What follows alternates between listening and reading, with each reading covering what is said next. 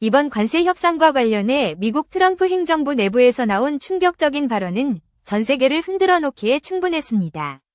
한국이 이제는 핵무장을 고려해야 한다는 목소리가 미국 보수 진영 중심에서 흘러나왔기 때문입니다.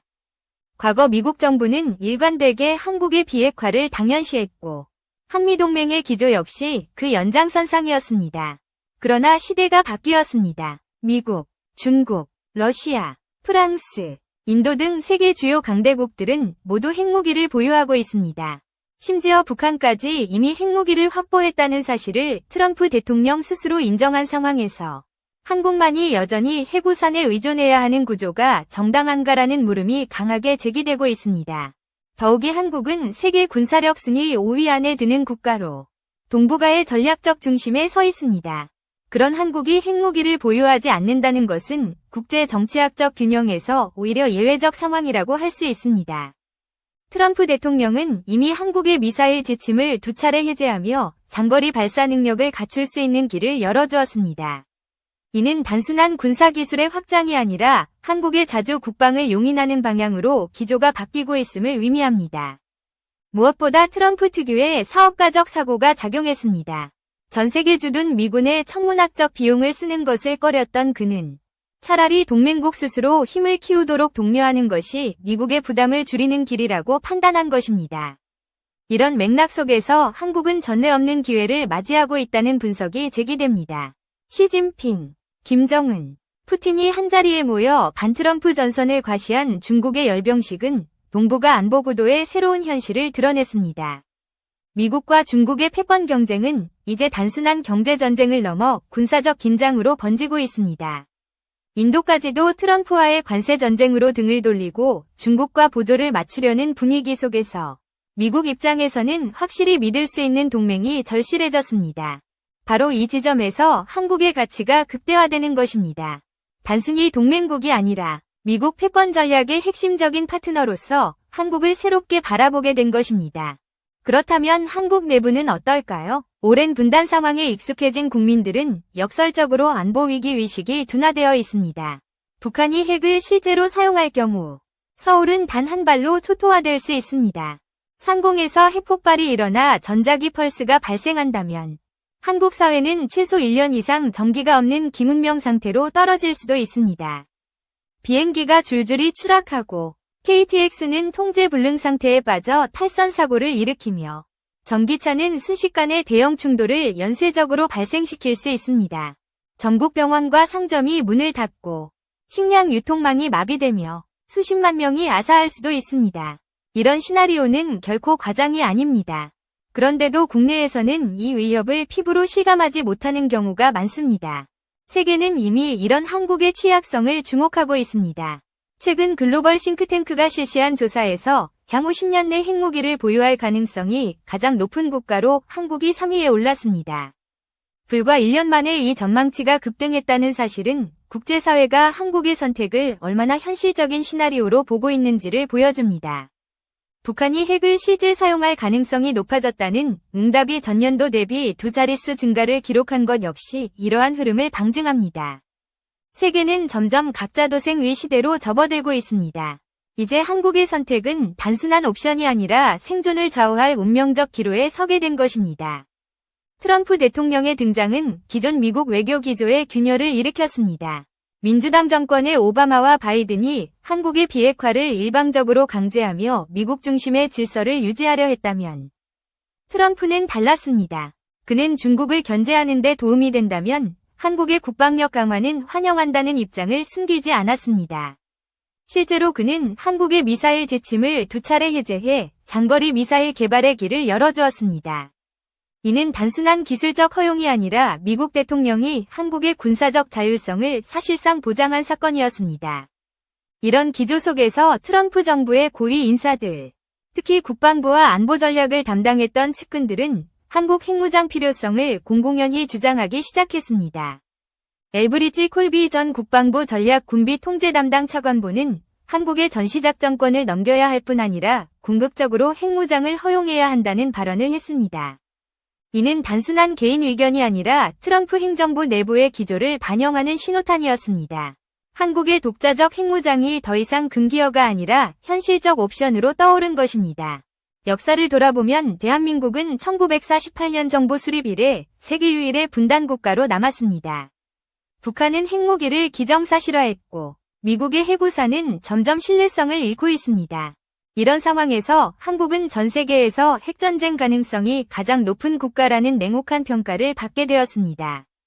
북한의 핵공격이 현실화된다면 한국 사회는 순식간에 붕괴할 수 있습니다. 하지만 내부에서는 위기의식이 충분히 공유되지 못하고 국제사회의 평가와 국민 정서 간의 괴리가 커지고 있는 실정입니다. 최근 여론조사에서도 한국 국민의 70%가 자체 핵무장을 지지한다고 응답했습니다. 그러나 실제 정책 차원에서는 논의조차 본격화되지 못하고 있습니다. 국제경제제재와 한미동맹 훼손 가능성이 발목을 잡고 있기 때문입니다. 하지만 국제질서가 급변하면서 이 균형이 흔들리고 있습니다. 세계 곳곳의 전문가들을 대상으로 한 설문조사에서 한국이 핵무기를 가질 가능성이 급상승한 결과가 나왔습니다. 이는 북한의 핵 위협이 구체화되는 동시에 한국이 더 이상 기존 질서만으로는 안전을 보장받을 수 없다는 현실을 반영한 것입니다. 트럼프 대통령의 재집권 가능성이 제기되면서 유럽 국가들은 충격을 받았습니다. 미국의 안보에 의존하던 시대가 끝났다는 외신 보도가 이어졌고 나토가 붕괴 위기를 맞을 수 있다는 전망까지 나왔습니다. 트럼프는 유럽 안보는 유럽 스스로 책임지라고 압박했고 이에 마크롱 프랑스 대통령은 프랑스가 미국 대신 유럽의 해구산 역할을 할 수 있다고까지 언급했습니다. 미국이 항상 우리 편에 서리라는 보장은 없다. 라는 발언은 국제 질서의 균열을 상징적으로 보여주었습니다. 이제 미국의 동맹국들조차 미국만 믿고는 미래를 담보할 수 없다는 인식이 퍼지고 있는 것입니다. 이러한 국제적 불안정 속에서 한국의 학계와 전문가 그룹에서도 점차 목소리를 내기 시작했습니다. 부산대학교 로버트 켈리 교수와 경희대학교 김민영 교수는 공동으로 발표한 논문에서 한국이 자체 핵무장을 해야 하는 이유를 명확히 제시했습니다. 그들은 미국의 확장 억제력이 더 이상 신뢰할 수 없는 수준으로 떨어지고 있으며 북한이 대륙간 탄도미사일 ICBM을 통해 미국 본토까지 위협하게 된 지금 미국이 한국 방어에 적극적으로 나설 가능성은 낮아지고 있다고 지적했습니다. 따라서 한국이 생존을 보장받기 위해서는 독자적인 억지력을 확보해야 한다는 논리였습니다. 이 논문은 단순한 국내 담론을 넘어 국제학술지와 주요 외신에도 소개되며 큰 파장을 불러일으켰습니다. 두 교수는 미국이 과거에도 동맹국들의 핵무장을 반대했지만 전략적 이유로 영국, 프랑스, 이스라엘, 인도, 파키스탄의 핵보유를 사실상 용인한 사례를 들었습니다. 한국 역시 예외일 수 없다는 분석이었습니다. 더욱이 한국의 핵보유가 국제 질서를 심각하게 흔들 것이라는 우려는 과장되었다고 반박했습니다. 제한적인 규모의 핵무기라면 한미동맹을 근본적으로 해칠 가능성은 낮으며 오히려 미국이 전략적 차원에서 용인할 수 있는 선택지가 될 수 있다는 것입니다. 이 주장을 뒷받침하듯 트럼프 측근 인사들 역시 비슷한 발언을 내놓았습니다. 엘브리지 콜비 전 차관보는 상원 군사위원회 서면 답변에서 한국의 전시작전권 문제를 거론하며 궁극적으로 전시작전권을 한국에 넘겨야 하며 중국과 북한이 핵무기를 계속 늘리는 상황에서 한국과의 전략적 협력을 확대해야 한다고 밝혔습니다. 이는 곧 미국이 한국의 핵무장을 전략적 선택지로 고려하고 있다는 사실을 간접적으로 인정한 것이었습니다. 트럼프 행정부의 외교 안보 전략에서 한국은 단순한 동맹국을 넘어 핵심적인 파트너로 재평가되고 있었던 것입니다. 콜비는 이미 오래전부터 한국 핵무장의 필요성을 주장해왔던 인물입니다. 그는 한국을 스타 같은 동맹국이라고 표현하며 심지어 주요 7개국 회의에서 캐나다 대신 한국이 들어가야 한다고까지 말한 바 있습니다. 이는 한국이 가진 군사력과 경제력을 감안할 때 단순히 지역 강국을 넘어 글로벌 리더십을 행사할 수 있는 잠재력을 인정한 것이었습니다. 트럼프의 시각 역시 크게 다르지 않았습니다. 다른 동맹국들이 우크라이나 전쟁 발발 이후에야 허둥지둥 국방비를 증액한 것과 달리 한국은 이미 수십 년간 전쟁에 대비해왔습니다. 세계에서도 손꼽히는 대규모 군대를 운영하며 미국 방산업계의 최대 고객이자 독자적인 방산 강국으로 부상한 나라. 바로 대한민국이었습니다. 트럼프 특유의 사업가적 사고를 대입해본다면 한국이 자체적으로 핵무장을 추진하는 것은 미국에도 실익이 됩니다. 미국은 동맹을 지키는 데 들어가는 막대한 비용을 절감할 수 있고 동시에 중국을 견제할 수 있는 핵심 축을 확보하는 효과를 거둘 수 있기 때문입니다. 다시 말해 한국의 핵무장이 미국에게도 손해볼 장사가 아니라는 계산이 가능하다는 것입니다. 바로 이 지점에서 국제사회가 긴장하고 있습니다. 한국이 스스로를 지킬 힘을 갖게 된다면 동북아의 힘의 균형은 근본적으로 재편될 수밖에 없기 때문입니다. 트럼프 행정부 인사들의 발언이 단순한 수사에 그치지 않는다는 사실은 최근 국제 정세에서도 확인됩니다. 트럼프 대통령은 힘이 있어야 말이라도 통한다 는 냉혹한 국제 정치의 현실을 누구보다 잘 보여주었습니다. 실제로 미국과 우크라이나 사례가 이를 입증합니다. 트럼프와 젤렌스키 대통령의 회담은 전 세계로 생중계되었는데 미국이 군사 지원을 중단하자 우크라이나는 일주일도 버티지 못하고 휴전 협상에 나설 수밖에 없었습니다. 미국의 압력 앞에 백기를 든 셈입니다. 이 장면은 전 세계가 국제 정치에서 힘의 논리를 다시 한번 깨닫게 만든 사건이었습니다. 한국 역시 이 현실을 외면할 수 없습니다. 국토가 양분된 아픈 역사와 북한의 핵무기 보유라는 냉혹한 상황 속에서 단순히 미국의 핵우산에 의존하는 것으로는 안전을 보장받을 수 없습니다. 한국은 그동안 자주 방위를 위해 다양한 무기체계를 개발해왔습니다. 그 대표적인 사례가 바로 현무 미사일 체계입니다. 최근 실전 배치된 현무사는 단순한 벙커버스터가 아닙니다. 무려 9톤에 달하는 초중량 탄두를 장착할 수 있으며 사거리 800km를 자랑합니다. 하지만 핵탄두로 교체될 경우 사거리를 5,500km까지 늘려 사실상 대륙간 탄도미사일 ICBM로 전환이 가능합니다. 이는 북한은 물론 중국 대륙까지 사정권에 넣을 수 있음을 의미합니다. 뿐만 아니라 한국 해군이 운용 중인 장보고 3배치 2 잠수함에는 신형 잠수함발사탄도미사일 SLBM을 위한 수직 발사관이 탑재될 예정입니다. 이 신형 SLBM은 기존보다 중량이 2배 늘어나 대략 10톤 규모에 이를 것으로 추정되며 이는 미국의 폴라리스, 러시아의 RE-17과 유사한 수준입니다. 폴라리스의 경우 사거리가 4,600km에 달하며 1톤급 핵탄두를 3기까지 탑재할 수 있습니다. 이러한 수치와 비교해 볼 때 한국의 신형 SLBM은 향후 핵탄두를 탑재하는 진정한 전략무기로 발전할 가능성이 큽니다. 단 한 발로 북한 정권을 끝낼 수 있을 뿐만 아니라 중국과 러시아에 대한 강력한 억지력으로 작용할 수 있는 것입니다. 이제 한국은 더 이상 약소국이 아닙니다. 이미 세계적으로 손꼽히는 군사력을 보유하고 있고 미국 방산업계의 주요 고객이자 신흥 방산 강국으로 자리매김했습니다. 그러나 핵무기를 직접 보유하지 않는 한 한국은 여전히 독립적인 군사 강국으로 인정받지 못하고 있습니다. 그렇기에 현무4와 장보고 3배치 그리고 신형 SLBM과 같은 첨단 무기 체계는 한국이 핵무장을 선택했을 때 그 위력을 극대화할 수 있는 기반이 됩니다.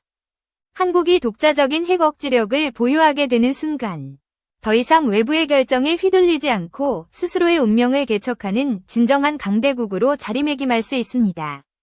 바로 이 점이 트럼프 정부 인사들의 발언이 던진 파장의 본질입니다. 단순한 협상의 카드가 아니라 대한민국의 미래를 좌우할 수 있는 전략적 선택지로서 핵무장이 논의되고 있는 것입니다. 국제사회가 긴장하는 이유는 명확합니다. 한국이 그 문을 열게 된다면 동북아의 권력 지형은 완전히 바뀔 것이기 때문입니다. 국제사회가 한국의 핵무장 가능성을 두려워하는 이유는 단순히 동북아 안보에 그치지 않습니다. 한국이 핵을 보유하는 순간 일본과 대만, 심지어 호주까지 연쇄적으로 핵무장 논의를 본격화할 수 있기 때문입니다. 이는 곧 아시아 태평양 전체가 핵 도미노 상황으로 전환될 가능성을 의미합니다. 지금까지 핵무기 보유국은 소수의 강대국들로 한정되어 있었습니다. 그러나 한국이라는 기술 강국, 경제 강국이 핵무장을 선택한다면 상황은 전혀 달라집니다.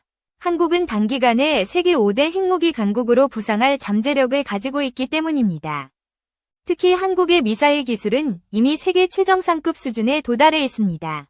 현무 미사일 시리즈는 물론 장거리 순항미사일과 초음속 대함미사일 등 다양한 첨단 무기 체계를 확보하고 있습니다.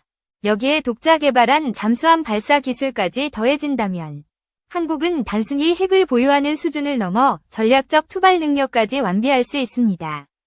이는 중국과 러시아는 물론 미국까지 긴장시키는 요소가 될 수 있습니다. 동맹국임에도 불구하고 한국의 자주적 힘은 미국의 전략적 계산에 새로운 변수를 만들어낼 것이 분명합니다. 그러나 한국의 핵무장은 단순한 군사력 강화가 아니라 국가 생존의 문제로 접근해야 합니다. 북한은 이미 수십 기의 핵탄두를 확보했으며 이를 활용한 공갈과 위협을 지속하고 있습니다. 중국 또한 군사적 팽창을 멈추지 않고 있으며 미국과의 대결 구도에서 주변국들을 자신의 영향권으로 끌어들이려 하고 있습니다. 이런 상황에서 한국이 여전히 외부의 핵우산에만 의존한다면 언젠가는 치명적인 약점이 드러날 수밖에 없습니다. 자주적 억지력을 갖추는 것만이 이 고리를 끊을 수 있는 유일한 방법입니다. 국내적으로도 이미 핵무장론은 더 이상 소수 의견이 아닙니다. 국민 대다수가 이를 지지하고 있으며 학계와 전문가 그룹에서도 현실적인 대안으로 검토해야 한다는 목소리가 커지고 있습니다. 특히 미국 내 보수 진영 인사들이 공개적으로 한국의 핵무장을 지지한다는 사실은 국제적 정당성을 확보하는 데 중요한 기반이 됩니다. 만약 미국이 묵시적으로나마 한국의 핵무장을 용인한다면 한국은 국제사회의 반발을 일정 부분 완화하면서도 핵무장에 성공할 수 있습니다. 과거 영국, 프랑스, 이스라엘, 인도, 파키스탄이 그랬듯이 말입니다. 이 모든 흐름은 결국 한국이 결단을 내릴 수밖에 없는 시점이 다가오고 있음을 보여줍니다. 북한의 위협은 날로 구체화되고 있고 미국의 확장 억제력은 점점 신뢰를 잃고 있습니다. 중국과 러시아는 한국을 자신들의 전략 구도 속에 끌어들이려 하며 일본은 이미 군사대국화를 가속화하고 있습니다. 이런 상황에서 한국이 주저한다면 오히려 더 큰 위험에 노출될 수 있습니다. 핵무장은 단순히 선택의 문제가 아니라 국가의 존망을 가르는 분기점이 되어가고 있는 것입니다. 이제 마지막으로 짚어야 할 부분은 한국이 실제로 핵무장을 선택했을 때의 파급 효과입니다. 이는 단순히 한반도의 군사적 균형을 넘어 국제 정치 전반에 엄청난 변화를 불러올 사건이 될 것입니다. 첫째, 북한은 즉각적으로 거센 반발에 나설 것이며 체제의 정당성을 유지하기 위해 더 극단적인 도발을 감행할 수도 있습니다. 하지만 한국이 독자적 핵 억지력을 갖추게 된다면 북한의 위협은 오히려 무력화될 가능성이 큽니다. 그동안 북한이 핵을 무기 삼아 협상력을 높였던 구조가 근본적으로 흔들리게 되는 것입니다. 둘째, 중국과 러시아는 한국의 핵무장을 지역 패권 도전에 대한 직접적인 위협으로 간주할 것입니다. 중국은 특히 동북아에서의 영향력을 유지하기 위해 한국에 대한 경제적 압박이나 외교적 고립 전략을 시도할 수 있습니다. 그러나 한국은 이미 세계 10위권의 경제대국이며 첨단 기술력과 방산 역량을 갖춘 국가입니다. 중국의 압력에도 불구하고 국제사회에서 버틸 수 있는 힘을 가지고 있습니다. 오히려 미국과 일본, 유럽이 한국을 지지하며 새로운 안보 질서가 형성될 가능성이 높습니다. 셋째, 미국의 입장입니다. 전통적으로 미국은 동맹국의 핵무장에 반대해왔습니다. 하지만 트럼프 행정부의 사고방식은 달랐습니다. 미국의 재정을 갉아먹는 해외 주둔 비용을 줄이고 동맹국 스스로 방위력을 강화하게 하는 것이 오히려 미국의 이익이라는 계산입니다. 따라서 한국이 핵무장을 추진하더라도 이를 전략적 균형 차원에서 용인할 가능성이 있다는 것이 전문가들의 분석입니다. 실제로 트럼프 측근 인사들이 공개적으로 한국 핵무장의 필요성을 언급한 것은 이 시나리오가 단순한 공상이 아니라 현실적 옵션이라는 점을 보여줍니다. 넷째, 일본과의 관계입니다. 일본은 헌법 제약 속에서도 이미 군사대국화를 추진하고 있습니다. 한국이 핵무장을 단행할 경우 일본 역시 핵 보유 필요성을 본격적으로 제기할 수 있습니다. 그러나 일본이 독자적으로 핵무기를 보유하는 것보다 이미 기술적 기반과 사회적 지지를 갖춘 한국이 선제적으로 핵무장에 나서는 것이 현실성 측면에서 더 빠를 것입니다. 이는 동북아에서 한국의 전략적 우위를 강화하는 계기가 될 수 있습니다. 마지막으로 한국 내부의 변화입니다. 오랜 세월 동안 한국 사회는 외부의 핵우산에 의존하며 안보를 유지해왔습니다. 그러나 이제는 스스로의 힘으로 생존을 지켜야 한다는 인식이 확산되고 있습니다. 현무사, 장보고 3배치, 신형 SLBM과 같은 첨단 무기 체계들은 한국이 언제든 핵무기를 실전 배치할 수 있는 기반을 마련해 놓았습니다. 단지 결단만 남았을 뿐입니다. 만약 한국이 독자적 핵무장을 선택한다면 이는 단순한 군사력 강화가 아니라 대한민국이 진정한 자주국가, 강대국으로 거듭나는 역사적 전환점이 될 것입니다. 세계는 지금 한국의 선택을 주목하고 있습니다. 핵무장은 위험이자 기회입니다. 그러나 한 가지는 분명합니다. 대한민국이 더 이상 외부의 결정에 의존하는 시대는 끝나가고 있다는 사실입니다. 이제 한국은 스스로의 운명을 개척할 힘을 가지고 있으며 그 힘을 실제로 사용할지 여부는 우리 스스로의 손에 달려 있습니다.